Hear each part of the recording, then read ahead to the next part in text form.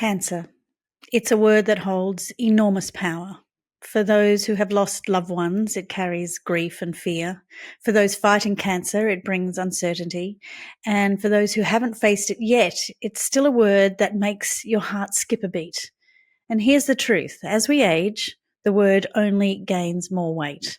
Maybe that's because despite millions of dollars and decades of research, cancer still feels like a mystery to most of us.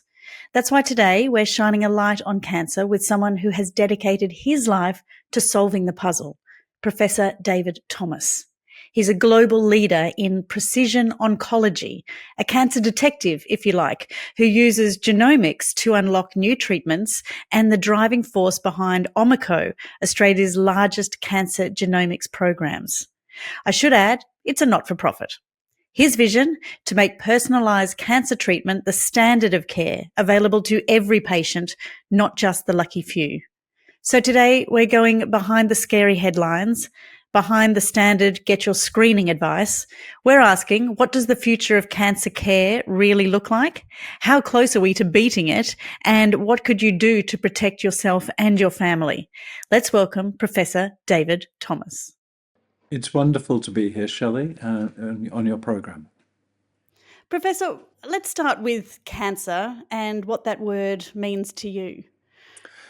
Well, cancer is an ancient scourge of mankind, isn't it? It's the term malignancy tells it all. It's something that evokes more than an abstract concept of disease. It's something that we think of as an ancient evil, and perhaps it's a disease which we've become accustomed to. It's become part of our furniture, which is it's a disadvantage in some ways because we don't look at it with fresh eyes very often. We don't think of it as being like COVID-19 or HIV, a problem that emerges from the blue and which we tackle without any preconceptions. Cancer, we've become accustomed to thinking about it as something we have to live with rather than we can tackle, which I think is changing. Has it been around forever? Is it an ancient disease? I know we're hearing so much more about it now with younger and younger people becoming, I guess, victims of cancer. Yes, it is ancient. You can find evidence of tumours in mummies, for example. So certainly as far back as we can go, we think that cancer has affected people. And it's a fundamental problem with having complex structures and long lives. Basically, it's a problem of the corruption of our source code, isn't it? The code that defines every part of us from the top of our head down to the tip of our toes is determined by a code that we inherit from our parents. And that code goes bad, unsurprisingly, over a lifetime. And when it goes bad, tumors form because cells grow uncontrollably in their own interest as opposed to serving the interests of the whole, the person themselves. That's essentially the problem of cancer. It is a word, isn't it, that triggers so many emotions. It's fear, sadness. I know a lot of people feel great anger around this word, and so many people are doing amazing work around the treatment of it. You're diving even deeper than that. Can you tell us about your work? Well, so first of all, for your audience's benefit, I'm a medical oncologist by training, which means I've looked after cancer patients probably for the best part of 35 years now, as an oncologist for 28 years now. And it's changed a lot in that time, fortunately. We've gone from thinking about cancer as a disease of an organ, anatomy, a breast cancer or a lung cancer or a brain cancer. That's fundamentally about anatomy, to looking down the microscope and seeing these funny little pink and blue patterns that we use to define a lung adenocarcinoma, for example, compared to a lung squamous cell carcinoma. And all of these things have, over more than 170 years now, shaped the way that we think about and manage those diseases. But what's happened recently, which is the focus of my own work, is that we now have a molecular view of cancer. And Of course, there's nothing about the pinkness and blueness that tells us necessarily how the cancers are going to behave. We can't predict that. We can observe it, and therefore, based on 170 years worth of experience, we can predict what's going to happen with a lung squamous cell carcinoma, for example. But it tells us nothing about what makes that cancer tick. The difference with a molecular view of cancer is that it tells us what makes the cancer tick. It tells us why it happened in many cases, and it tells us what we can do about it. And that's radically transformed our ability to make an impact on patients. This sounds like extraordinary work, and obviously working in the field and dealing with patients every day. Was it your just drive to say there has to be something more, there has to be a different way? Yes, I'm now old enough to have lived on both sides of the way we think about cancer. I've lived through the change from what it used to be like to where I think we are today, and it's thankfully chalk and cheese. In the old days, we were using drugs that were pretty toxic because we didn't know how to select out cancer cells from non-cancer cells. But over the past 30 years, we've moved to using drugs that specifically target vulnerabilities that are uniquely present in the cancer cell and not present in normal cells in many cases. And what that allows us to do is use drugs that are more potent, that are more selective, and more effective ultimately. About 6 times as effective technically as it was in the 1990s when my career began. So we should be feeling extremely hopeful and I guess excited that a cure for cancer isn't too far away.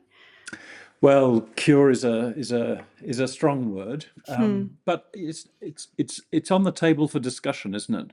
I think the big advance in the use of the word cure probably emerged about a decade ago with a new class of treatments called immunotherapies. Uh, Now, immunotherapies essentially harness our own immune systems to fight the cancer. And Mhm. we've developed drugs that will activate the immune system to do that in some cases. It doesn't work for everybody, but it works for people with melanoma, for example, and it works for people with lung cancer. And many other cancer types over the past 10 years have been shown to respond. The thing about those immunotherapies is that once you switch on the immune system, there are individuals who we would have thought of as incurable maybe 10 years ago who seem to be disease free now. And that does point to the idea that these drugs may, if we learn to use them well, may be enough to control a cancer in the same way that, for example, we learnt to control HIV and AIDS, turning it Mhm. from a death sentence into something that people can live full and productive lives with.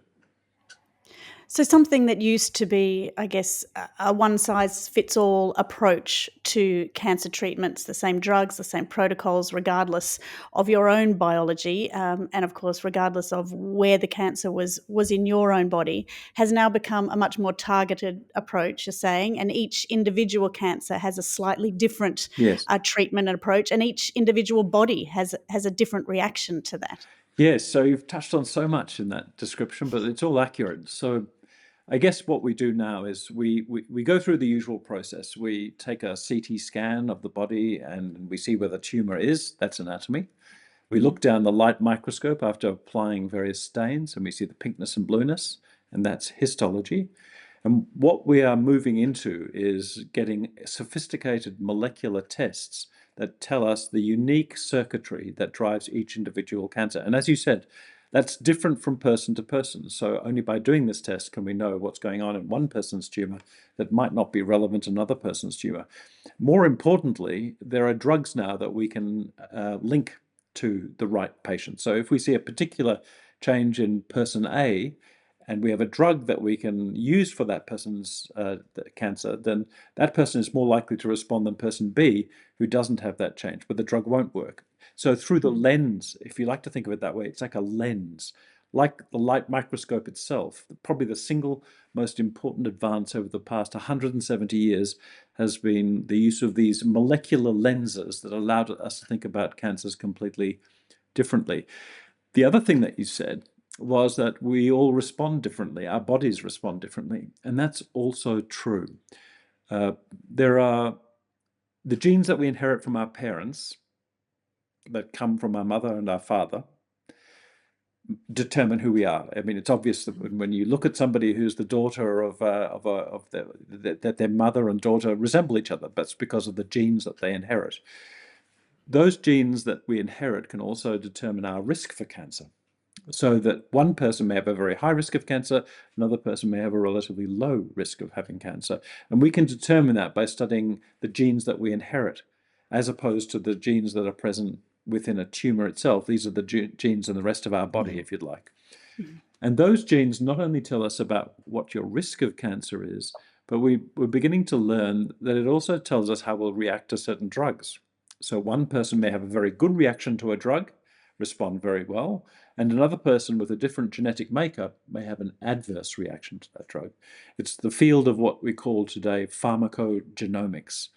And we haven't. That's an area which is going to be very important for the use of medications for patients going forward. But it is just beginning to be integrated into clinical practice.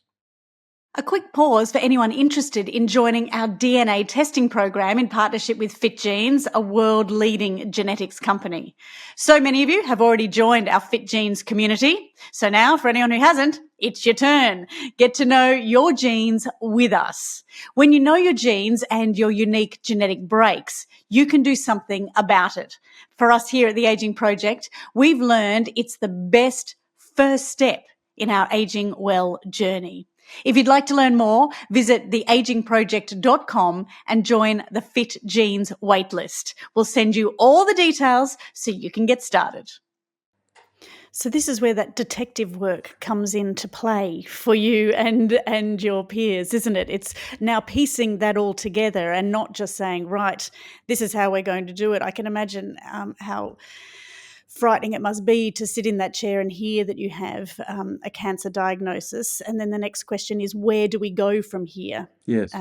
Previously, I'm sure, well, it's obviously seemingly it's very different now, but is this approach available to everybody? Are all oncologists looking down this tunnel? Well, I think all of us are looking in that direction, but it's certainly not a standard of care. So today in our society, the standard of care is to do anatomy and to do histology under the light microscope, and then we use that information to guide subsequent treatment. But for most cancers, we don't routinely access molecular profiling of the tumor. That's something which is emerging from research and has yet to become mainstream clinical routine daily care. Hmm. So most of the treatments, most of those approaches and the treatments attendant on those approaches are still accessible primarily through research programs like the ones that we run. But I think it's important that I give the impression that this field is only about 10 or 15 years old, Mhm. which is very young, and has made incredible advances over that time. So Mhm. that I think the evidence is building for us to move it out of research and into routine clinical practice so that everybody can access it. I can describe how we provide access to it today and what the limitations of that are, the things that we observe that make us feel that it should become clinical care. But there's a big gap between what we're doing in research and how we change the whole healthcare system. Right. And is that a monetary reason? Because I would imagine anyone in that seat would say, do whatever you can. Yes. If that research is new, I don't care. I'm willing to give it a shot. Yes. Well, look, you've touched on several things then again. So, yes, when a patient sits in front of you as a researcher, the first thing I do is I look at um, what is known currently, what is the best practice. And sometimes what we're doing will cure the patient with the tools we have today. And in fact, in New South Wales, we have amongst the best survivals from cancer in the world. We have a 70% 5-year survival from cancer, which is extraordinary. Back in the 1970s, it was something like 25%, to give you an idea of just how much incredible progress has occurred over that time frame. But we don't cure everybody, and eventually we run out of the recipes that we use in Mhm. routine practice, and it's then that research kicks in. So, yes, I think the second thing is this is a good litmus test, really. If it were any of us now, I think the evidence has reached it has reached the point where yes, you would pay for this test because it is likely. In our case, we think it's about 1 in 3 patients who get a molecular profile will identify a good drug target. Not any drug target, but a good drug target that will extend their survival if we can get access to the drug, which typically has to be accessed through clinical trials. But it's not a routine care. And programs like ours, which have been generously funded by the government, are still research based and therefore mean that patients have to travel, they have to sign consents. It's not something that can be provided by any doctor, any oncologist in their rooms to every patient that comes in. We're still only getting to about 1 in 5 cancer patients who would ultimately benefit. That's tough numbers to absorb, isn't it, if it's not you? Yes, that's the issue, of course. That's why we're working very hard at the moment in discussions with government to think about mainstreaming. Now, why aren't we doing it immediately is an obvious question for your audience. The reason is, firstly, it's very young. So the evidence has only been around for 10 or 15 years, and medicine isn't designed to be quick in its responsiveness. It's designed to be stable and reassuring. But the corollary of that is that perhaps it's a bit slow moving when progress is being made at such speed these days. The second is it's the leading cause of death in our society. So it means it's a big economic and social impact if we're to fundamentally change the management of cancer. And that's what we're talking about. We're not talking about an incremental change in one cancer type. We're talking about a model of care for the leading cause of death in our society. So it's a big change in a system that's designed to be careful and conservative about the way in which it uses tax dollars. The third thing is, in that 10 or 15 years, we've seen evidence from a patient-centered point of view that it benefits patients. So we can see extension of survival in clinical trials, but we haven't yet had evidence about how it should be integrated into a health system that is paid for by taxpayer dollars. For example, many of the trials that are being used in the US by the Food and Drug Administration for deciding about whether to recommend a treatment, to approve a treatment for a certain indication, those trials don't have any comparator. They're not randomized. And what that means is, while the drugs are clearly effective, you can see tumors shrinking in those studies. What you don't have is survival gains. You don't have measures about how much longer somebody survives by comparison with a group that hasn't received the treatment. And the reason that's a problem is that in our healthcare system, the way in which we decide to invest taxpayer dollars is the dollar cost for the extension of life, of quality adjusted life, technically. So you need that measure of survival gain in order to estimate how much it costs to get that benefit. And if you can't estimate it because the trials haven't been designed that way, it's very hard for healthcare systems that use taxpayer dollars to then compare this new innovation to, for example, vaccines or to health prevention programs, other things that may also extend survival. So effectively, we're in a funny situation where the science is largely clear, and I can say that these things are extending people's lives through research, but actually getting them into the healthcare system needs more than that. We need the evidence to show that this approach, this very significant and large-scale approach we need, is worth the dollars in the conventional terms that we've always used to decide whether something is good value for money. And that's where we are today. That's, in a nutshell, the challenge we face today. Oh, Professor, it's so hard to swallow, isn't it? Because, yes, we have all lived through COVID. And as you say, there was an enormous reaction and whichever way you want to look at that, and I'm not going to go into that today, but it seemed the country rallied. And we do rally when it comes to cancer. There's so many incredible fundraising organisations out there. There's incredible individuals like, the wonderful Samuel Johnson Yes. doing incredible things with his charity. There's the Breast Cancer Foundation. There's Cancer Council. There's so many ways that we donate on a daily basis. There's so many ways that we get behind these with, the Mother's Day walks and things like that. So Yes. that is extra money, obviously, on top of our taxpayer dollars. Is that where this money goes, obviously into individual research for different cancers, or does it all get pooled and to an organisation like yours to push forward? Well, the answer is yes and no. So you're correct that there are two sources of funding for research for the cutting edge of care that is coming along but is not yet standard of care and therefore paid for by taxpayer dollars in our healthcare system anyway. Those two sources of funds are medical research funds and philanthropic funds. Now, medical research funds are cyclical and short term. They're always based around show us that you're going to do X and do it by, say, 3 years. It's not something that is there in perpetuity, can be built upon as a model of care because the funding is necessarily time limited. It's not there in perpetuity. And so philanthropy comes in because once you get to the point, the tipping point of knowing intuitively that an approach is good for you, for your family members, for people you care about, then it makes, we're a generous society, we'll put money towards trying to make sure that as many people can get access to that as possible. It's an intuitive response on behalf of a grassroots response rather than through our representatives in government. The thing about philanthropy is that it's typically focused on the memory of particular individuals. That's a very strong driver for philanthropy. And in that sense, people have different priorities. So somebody might have a priority for breast cancer because their sister died of breast cancer. Another person might have a priority on brain tumors and so forth. And there are more than 200 different cancer types. So you can see that there's investment across the full spectrum of cancer types. But as to investment that can reach the scale of everybody for all things, that's much harder to achieve.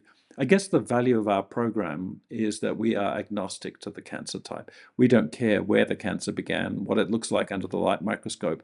Once it's become something that's incurable, we want to help that patient and find a treatment through molecular profiling.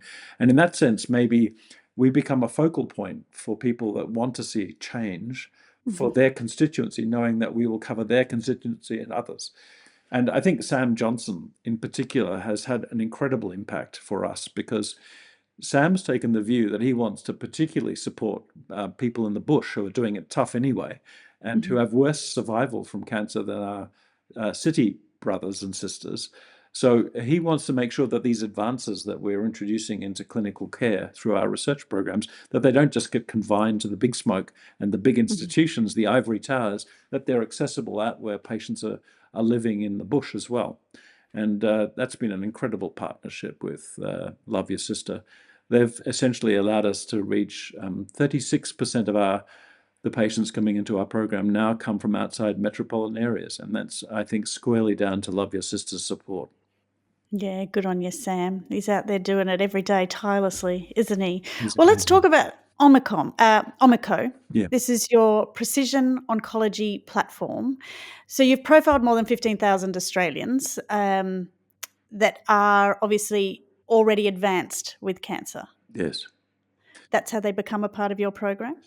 Yeah, so once a person becomes incurable or is at high risk of becoming incurable, sometimes people don't have the time to wait for the results of the test if we leave it a bit later than that.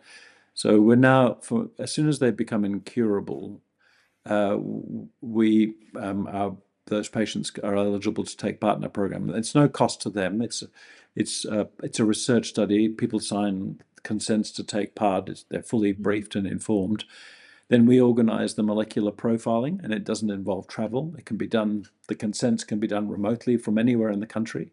We have patients literally from every corner of this country coming onto our programs. And once we get the results of the molecular test, we do the magic of connecting that particular unique fingerprint of a molecular signature to treatments. And treatments primarily through clinical trials that are going on around the country. At that point, people sometimes have to travel to be able to take part in a trial because they're only open at specific centres, for example, and that may mean that people have to travel. And we don't have enough trials available. We need more trials, and ultimately we need those drugs to become part of the PBS so that they're available every patient, no matter where they are, to every clinician in every corner of the country as well. So people don't have to travel for these sorts of treatments. But yes, that's what we're doing. And we've done it for more than 15,000 patients. We've made treatment recommendations in 70% of the patients that we've screened. And as I said, about 37% of those patients have got a drug target which we know will extend survival. A quick pause in today's episode to share some of my must-try products at youmusttryit.com. Through the Aging Project, I've learned managing stress is something to be intentional about, which is why over at youmusttryit.com, we've created a stress and sleep page with all of our favourite products. After today's episode, go check out the Shakti mat. This is an acupressure mat with over 6,000 spikes. Yes, I swear by it, as do so many of our customers. Even previous guest, Dr. Peter Wright from the Vera Wellness Clinic, said, "I love this mat, Shelley. Thank you." It is my pleasure, Dr. Peter. To grab yours, just go to youmusttryit.com and type Shakti. That's SHAKTI. You'll also find essential oils, supplements, and organic teas, all designed to reduce stress and aid sleep. Trust me, all are a must try. Just go to youmusttryit.com for a 10% discount off your first order and to join our community. Incredible. Absolutely incredible work that you're doing. Thank you. We here at the Aging Project, we connected to Fit Genes, which is a basic little cheek swab, and you send that away, and we profile some more of your wellness and lifestyle genes, I suppose, the ones that you can make small changes in your own daily routine or the way that you eat or exercise that are going to have a positive effect on your longevity. Right. Is there the opportunity that one day something as simple as that is available to all of us, which will show what we're more susceptible to, what we're likely of, what our genetic profile is, so that we can also put things into place to avoid ever having to come to see someone like you? I'm not offended. I agree. That's the goal, to pick these things up early so that they're curable and it can be gotten out of the way and people can go on and live long and healthy lives. Treating people at the end of the cancer journey is not where we need to be. We need to be treating people early as possible, and also ultimately maybe even prevent cancers through treatments that may stop the cancer before it starts. So the short answer to your question is yes, that is going to happen. We already know that it is possible, and some of our own work shows that it is possible. For example, of those 15,000 patients who've come in for tumor profiling, that is, we take a bit of their tumor, we molecularly profile it, we can see the genes that we inherit. We can see those changes present even within the tumor. What that means is that in about 1 in 12 people of those 15,000, more than 1,000 of those individuals, we've found the reason why they developed the cancer in the first place. Now, that's a bit late because they've obviously got advanced cancer, but remember, they share their genes with 1 in 2 first-degree relatives. And therefore, we create, through the profiling of individual patients, potential benefit for their family members, their daughters and sons, their sisters and brothers, potentially their parents as well, so that they can then be offered personalised risk management that may identify their cancer at a curable stage. So that's one area where we're definitely beginning to identify patients that we would never have understood before, never have known about before, through molecular profiling of the tumour.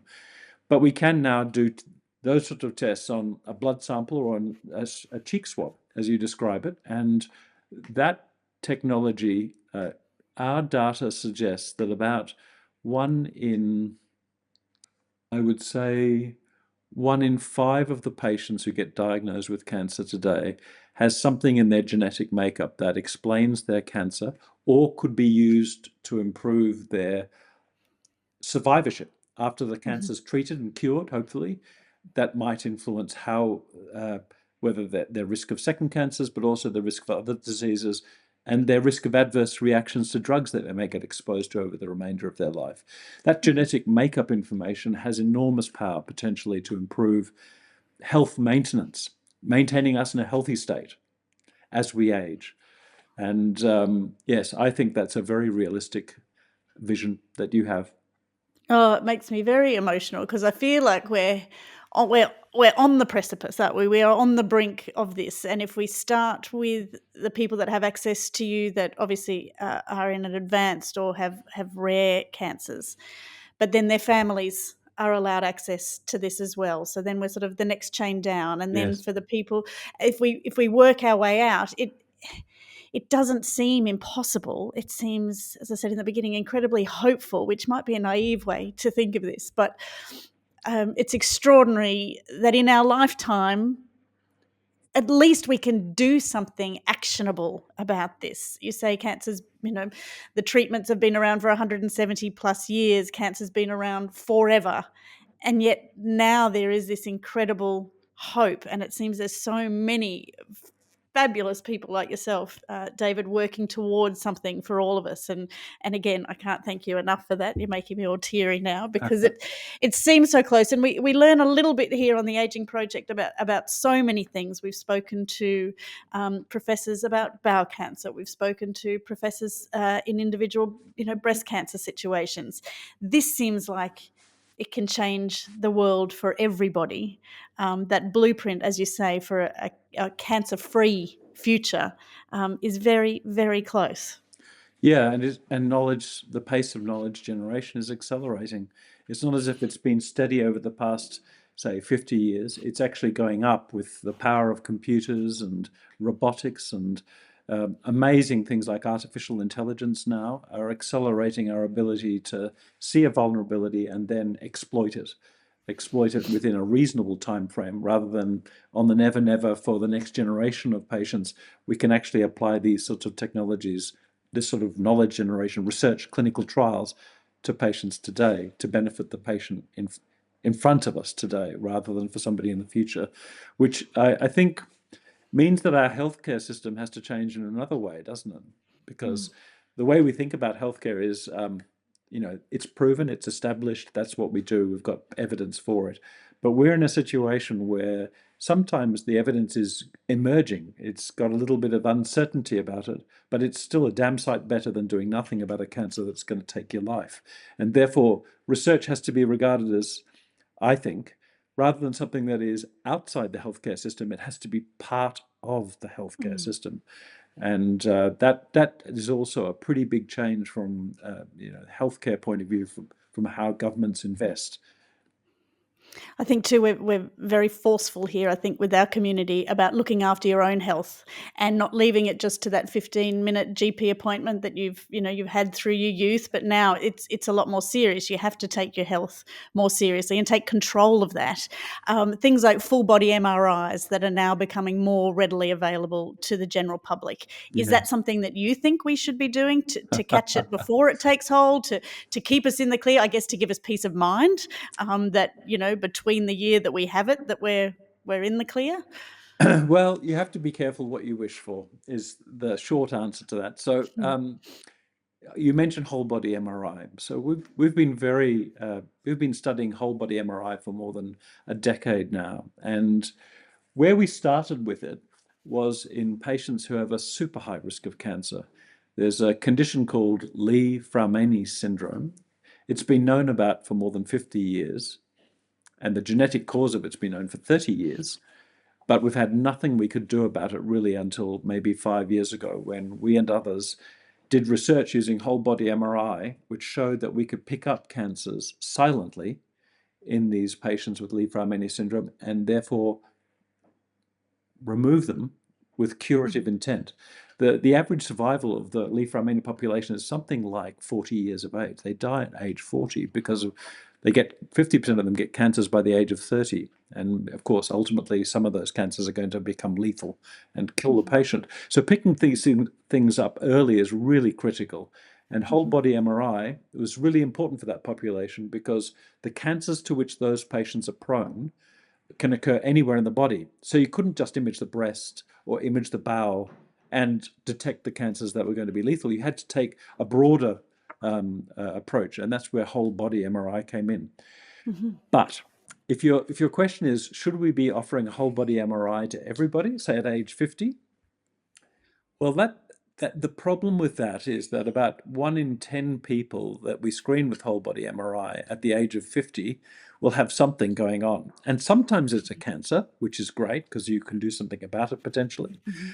But sometimes it's not. And if you screen, let's say, every person at the age of 50, same thing we do with bowel screening, for example, or breast screening, then we're talking about tens of thousands of people getting a whole body MRI. And Mhm. if 10%, that means thousands of people will be having subsequent investigations. And then the harm that can be caused by investigating something that would never have been a problem if we hadn't picked it up becomes an issue. And that's something that we need to think about. It's the reason we started with Li-Fraumeni syndrome is that the risk benefit ratio is so much more in favor of the patient when they know they've got a very high risk of cancer than if you've got a Mhm. background risk of cancer and finding something. But that's just the beginning. We did those studies which have changed clinical practice only in 2017. We published those papers. And now whole body MRI is part of routine care on the MBS, thanks to Omico's application to the government to make this a standard of care. Mhm. It's conceivable that by 2030 we'll be expanding whole body MRI to other people, other conditions which are associated with increased cancer risk. And as we Mhm. spread it out, it'll get to the point where potentially things like age might be a criterion where you say, over the age of 60, we know that cancer is a disease of aging. Therefore, if we do the MRI, we're probably going to pick up things like a calcium score on the heart. We might pick Mhm. up people who are at risk of cancer more generally. But there's a lot of evidence to generate to make sure we don't do more harm than good by that approach. And Mhm. so, but I guess it's better than having no options. We have reasonable questions to ask that we can test going forward that are aiming at what you just described. It just seems, yes, again, we're sort of in this weird patch at the moment, isn't it? We've got enough information, we're getting more information, we don't need too much information because the system isn't set up to deal with that yet. So it really is those two steps forward, one step back in this situation. I guess the joy that we get out of today's conversation that there is options and there is that idea that cancers are becoming more and more curable every day. And so you just have to go in there, I guess, with the mindset that you are going to be one of those ones that will be a survivor and live to tell the tale. And you've got some incredible stories. Would you mind sharing a patient story with us, if you can, of someone that has come through your program and had success? Sure. Well, um, a, one that springs to mind as a sarcoma specialist is a young man called Matthew, who I won't mention any other details for the base, yeah, for confidentiality reasons. But Matthew came onto the program, and he's actually spoken about this in public, so I'm sure he won't mind me using his example anonymously.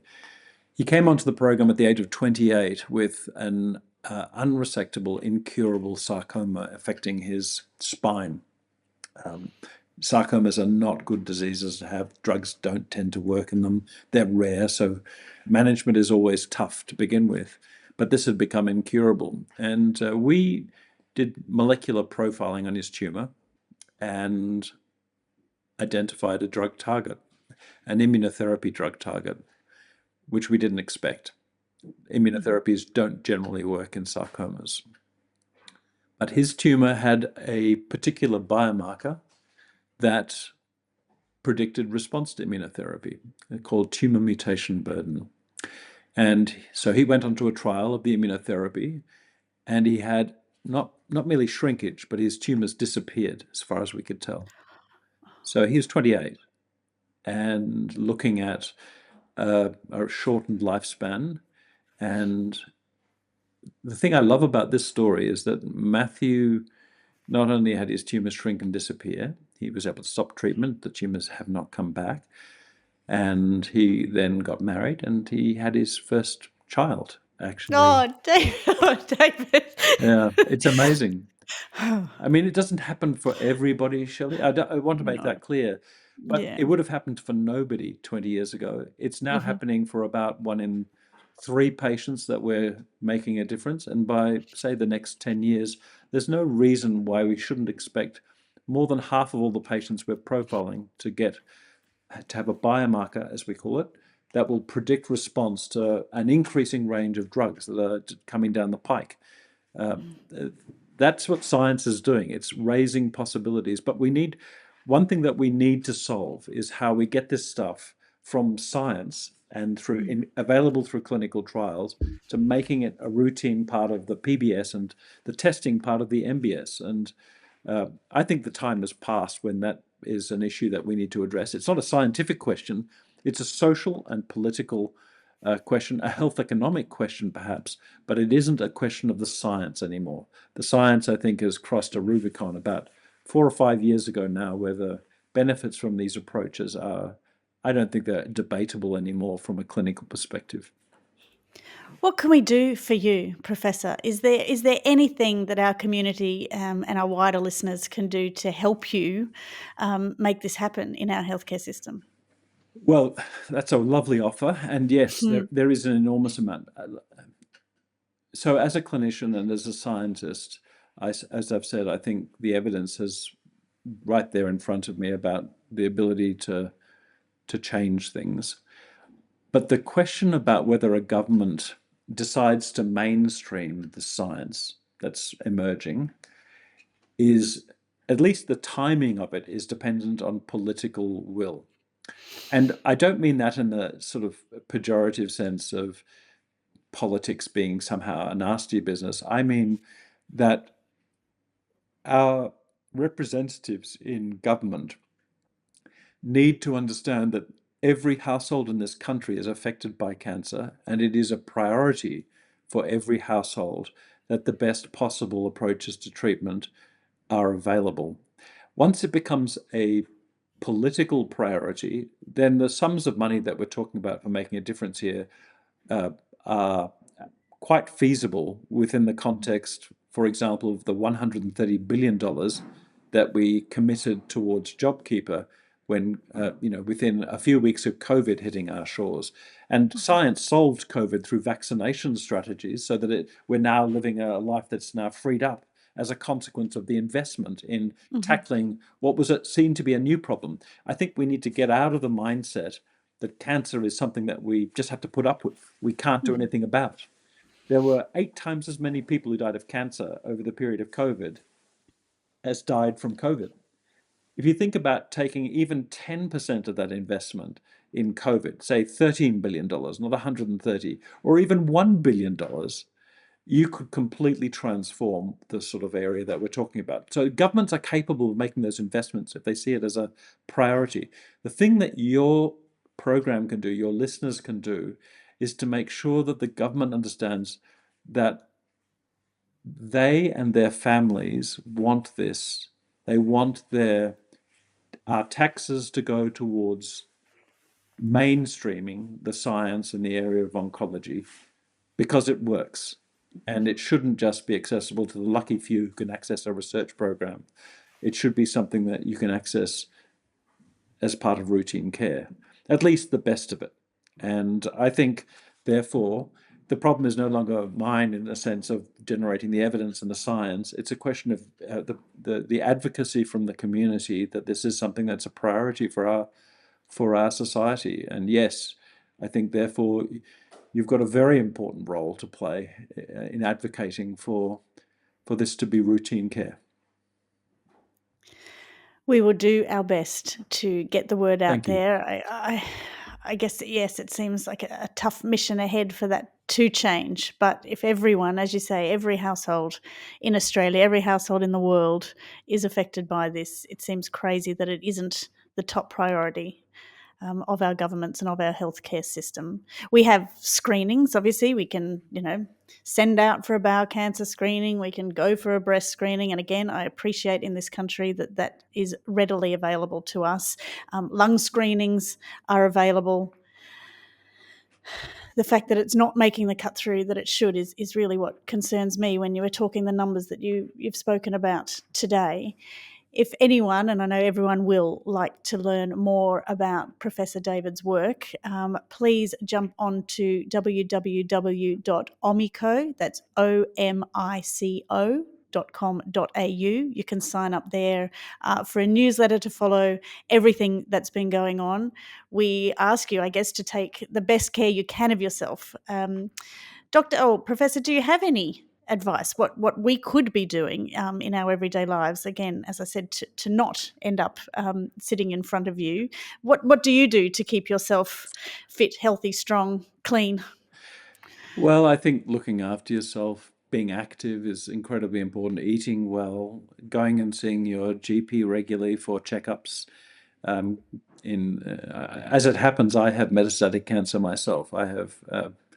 It doesn't really matter in some ways how well you look after yourself. As I said, this is a scourge that's affected us for all of human history, and you know, a very high fraction of our community will develop cancer no matter what they do. But we can pick it up early. We can know when we're at increased risk, so we can pay particular attention to some people, put our efforts towards keeping them as safe as we possibly can because they are at risk. And we can make sure that the treatments that we have if cancer develops are the best possible so that we have the best possible chance of curing that person once it is diagnosed. And I think because it's so common, there's a question about community screening, and you've mentioned some programs that do it. I think the future in that space is quite bright with blood tests coming along, for example, in addition to things like whole body MRI. And those sorts of technologies may well create in the future perhaps something like a cholesterol test for cancer. We use cholesterol tests as a guide the use of lipid lowering strategies, drugs that we can use that delay us developing a heart attack or a stroke. Well, in the future, perhaps there'll be a blood test that identifies cancer that makes it much easier to know who's at risk and who isn't. That's completely credible, and it will all come through science and research.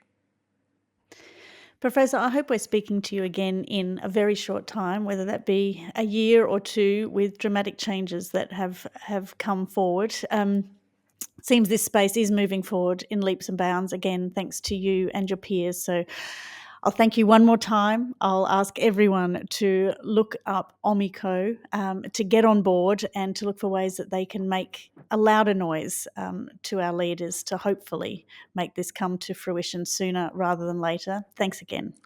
Thank you, Shelley. Thanks for your time. What an incredible man, and what a really powerful conversation that was. Cancer is a word that carries so much fear, but today, Professor David Thomas reminded us of something that is just as powerful, and that is hope.